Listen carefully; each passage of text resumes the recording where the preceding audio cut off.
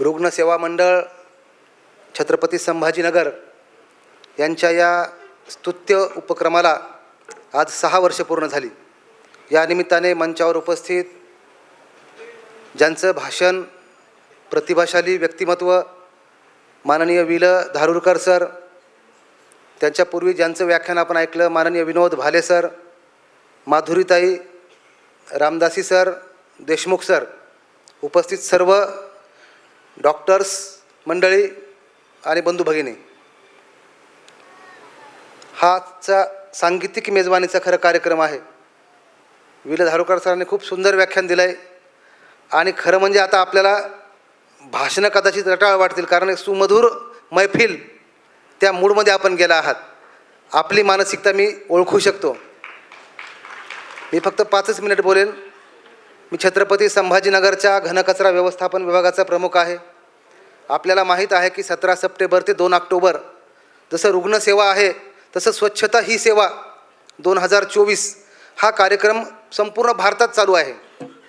आणि या कार्यक्रमाच्या निमित्ताने शहरातली स्वच्छता, शहरांच्या नागरिकांमध्ये संवाद साधणं, स्वच्छतेविषयी, आरोग्याविषयी, कारण स्वच्छता आणि आरोग्य हे हातात हात घालून चालतात। त्यामुळे आरोग्याचं महत्त्व म्हणजे स्वच्छता नसेल तर अनारोग्य आहे, अनारोग्य असेल तर रोगराई आहे, हे सगळे सिक्वेन्सेस आहेत। त्यामुळं आपल्या सगळ्या शहरवासियांना मनपाच्या वतीनं मी आवाहन करतो की ही मोहीम यशस्वी करा।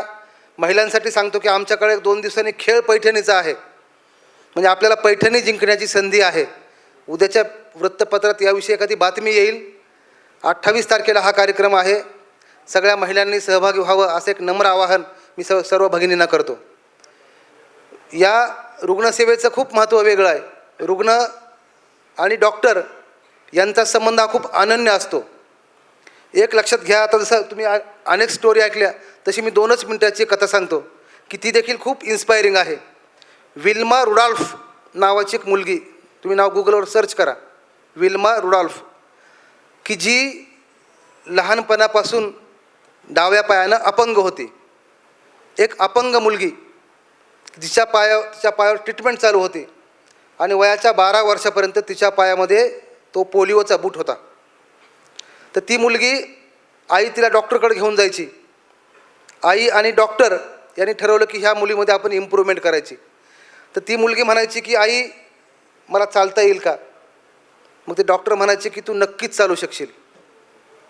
मग ते पुढच्या ट्रीटमेंटला गेले, इम्प्रूव्हमेंट होत होती। ती म्हणली की मी धावू शकते का? तर डॉक्टर म्हणाले की तू नक्कीच धावू शकशील, तू प्रयत्न कर। त्यानंतर हळूहळू तिला धावता येऊ लागलं, तिच्या महत्त्वाकांक्षा वाढल्या। ती म्हणाली डॉक्टरांना की डॉक्टर साहेब मी वेगवान धावू शकेल का? तर डॉक्टर साहेब म्हणाले की ठीक आहे, तू प्रयत्न कर, नक्कीच वेगवान धावू शकशील। ही ऐतिहासिक कथा आहे। आणि शेवटी ती म्हणाले की मी जगातली सगळ्यात वेगवान स्त्री होऊ शकेल का? तर डॉक्टरांनी सांगितलं की तू जगातली सगळ्यात वेगवान स्त्री होऊ शकशील। आणि मग 1960चं रोम ऑलिम्पिक आपण पाहिलं असेल तर या महिलेनं, या मुलीनं जगातले 4 सुवर्णपदक घेतले होते ऑलिम्पिकचे। म्हणजे असं अंगावर रोमांच आणणारी ही कथा आहे की एक डॉक्टर काय करू शकतो। म्हणजे जी आपण ट्रीटमेंट घेतो त्यासोबतच रुग्णाची मानसिकता, रुग्णाची सकारात्मक भावना वाढविण्याचं काम जे डॉक्टर मंडळी करतात, खरं म्हणजे ते फार मोठं आहे। म्हणजे बऱ्याचदा आपण बघतो की आपला फॅमिली डॉक्टर असतो की डॉक्टरची एक पाठीवर थाप पडली तर आपला अर्धा आजार बरा होतो। जे आजार मनोकायिक आहेत त्याला तर फार ही थेरपीच महत्त्वाची आहे। आणि दुसरी गोष्ट म्हणजे हा जागतिक स्तरावरचा विक्रम आहे। 100 मीटरमध्ये पहिली आली, 200 मीटरमध्ये पहिली आली, 400 मीटरमध्ये पहिली आली, 100x4 रिलेमध्ये पहिली आली। म्हणजे हे एवढं अद्भुत, म्हणजे ज्या मुलीच्या पायामध्ये वय वर्ष 6 ते वय वर्ष 12 बूट होते आणि तिला त्या पोलिओच्या बुटाचा आधार घेऊन चालावं लागायचं, ती मुलगी ऑलिम्पिक विजेती होते, हे खूप मोठं आश्चर्य आहे। म्हणजे डॉक्टरांची ट्रीटमेंट आणि डॉक्टरांची मानसोपचार किती मोठं काम करू शकतात, अशा अनेक घटना इतिहासामध्ये आहेत। डॉक्टर मंडळीचं खरं तर त्यांच्या सेवेला तोड नाही। आज जे जग आपण प्रगती केली आहे, आज अनेक रोगांवर आपण उपचार करतो, रोग आपण हद्दपार केलेत आणि आज जो आरोग्याचा स्तर आहे ज्यावेळी भारताला स्वातंत्र्य मिळालं त्यावेळी सरासरी आयुर्मान 42-43 होतं. आज ते 66च्या आसपास आलेलं आहे. ही क्रांती केवळ आपल्या डॉक्टर मंडळीच्या, या रुग्णसेवा मंडळासारख्या ज्या संस्था आहेत आणि डॉक्टर मंडळीसारखी जी कमिटमेंट मंडळी आहे त्याच्याच बळावर आहे. आणि हे फार मोठं समाजाचं आधारस्तंभ आहे असं माझं मत आहे. खरं म्हणजे फार वेळ घेणं योग्य नाही. आणि आपण जी आता मैफिल ऐकणार आहात ही देखील एक म्युझिक थेरपी, हे लक्षात घ्या. आजकाल शारीरिक आजारापेक्षा मानसिक आजारांचं प्रमाण फार मोठ्या प्रमाणात वाढलं आहे. म्हणजे तो ग्रामीण भागापासून शहरी भागापर्यंत, गरिबापासून श्रीमंतापर्यंत, लहानापासून वृद्धापर्यंत. म्हणजे आजकाल माझी पहिलीची मुलगीसुद्धा म्हणते की बाबा मला खूप टेन्शन यायले. म्हणजे आपल्याला प्राथमिक शाळेत काही टेन्शन नव्हतं. आम्ही तर ग्रामीण भागातले 10वीपर्यंत देखील आम्हाला काही अभ्यासाचं टेन्शन नव्हतं. आम्ही मुक्तपणे घडत गेलो.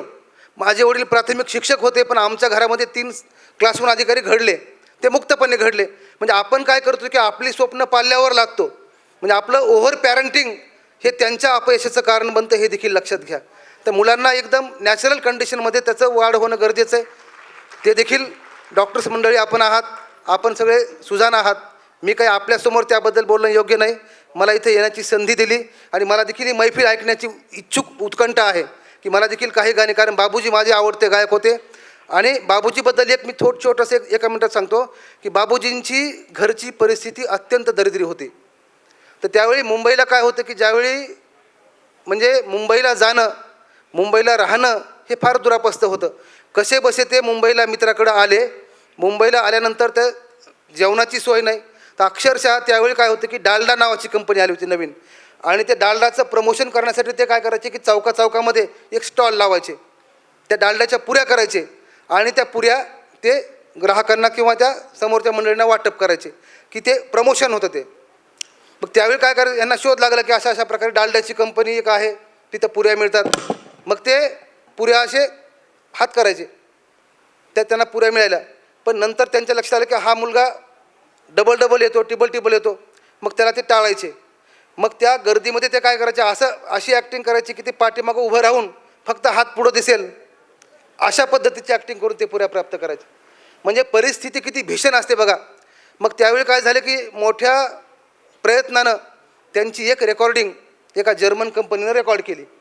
आता ती लॉन्च होणार, कारण एका कुठल्या तरी जर्मन सिंगरचा आवाज बाबूजीसारखा आहे असं त्यांना वाटायचं. मग आता त्यांची कंपनी लॉन्च होणार, तेवढ्यात काय झालं की दुसरं महायुद्ध सुरू झालं. भारतात त्यावेळी ब्रिटिशांचं राज्य होतं आणि जर्मनीच्या किंवा अशा सगळ्या कंपन्यांवर बॅन आला. म्हणजे जी रेकॉर्डिंग झाली परंतु ती रेकॉर्ड बाहेर येऊ शकले नाही. म्हणजे हातातोंडाशी आलेला घास हा या दुसऱ्या महायुद्धामुळं बाबूजीच्या तोंडून हिरावून घेतला. तरी प्रयत्न सोडले नाहीत. आणि मग साहित्याची सेवा, संगीताची सेवा त्यांनी सुरूच ठेवली. आणि आज बाबूजीने जे काम केलं कितीतरी अप्रतिम. म्हणजे मराठी सांगीतिक क्षेत्राला फार मोठी मेजवानी बाबूजींच्या रूपाने मिळाली आहे. त्या मेजवानीचा आस्वाद आपण लवकर घेऊया. मला बोलवलं त्याबद्दल संयोजकाचे आभार व्यक्त करतो. जय हिंद.